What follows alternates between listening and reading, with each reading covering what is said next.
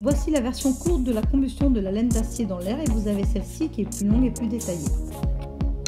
Attention, cette expérience est dangereuse, elle n'est pas pour les enfants sauf s'ils sont accompagnés d'un adulte.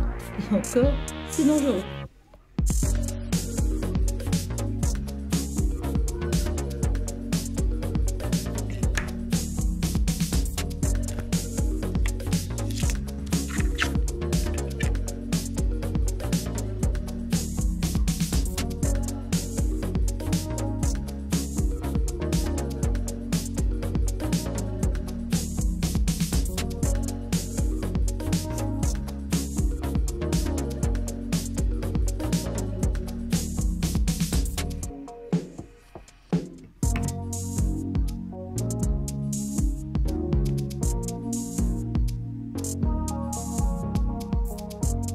J'ai pris de la paille de fer un petit peu usagée qui est un petit peu rouillée. J'ai mis aussi de la fine paille de fer, de la paille de fer un peu plus épaisse. Voilà.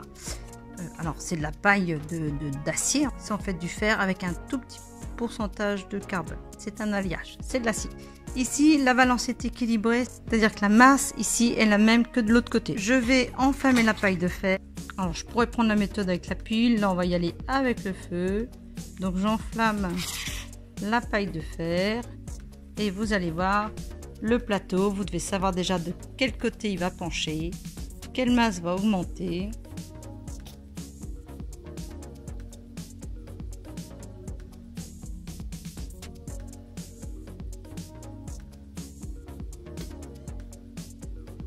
Alors j'appuie un peu donc ça balance, mais c'est à la fin qu'on va tester tout ça.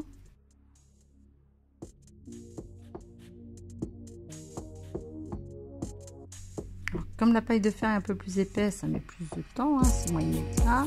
Donc on va que de la paille de fer à brûler. Globalement, regardez de quel côté penche la balance. C'est très net. On reprend un petit peu le reste et va pencher encore plus. C'est-à-dire que là, il y a les atomes d'oxygène qui se mélangent aux atomes de fer pour former l'oxyde de fer. Ce que vous voyez en gris bleu, c'est l'oxyde de fer. Donc là, on voit très bien en couleur ce qui n'a pas brûlé, ce qui a brûlé.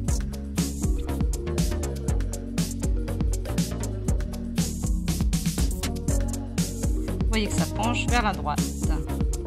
Une balance de Roberval, quand il n'y a plus équilibre, c'est que la masse est plus importante de ce côté-là, puisque la balance, l'aiguille penche vers la droite. Et voilà, après avoir attendu, voilà, on voit bien que la masse de fer oxydé est plus lourde qu'au départ. Vous pouvez voir également la combustion du fer dans du dioxygène et d'autres combustions. Je vous mets quelques exemples ici. Tout ça, c'est dans la playlist combustion. Sur cette chaîne, le Labo Science, j'indique aussi 2 autres playlists et il y a beaucoup d'autres thèmes scientifiques qui sont abordés.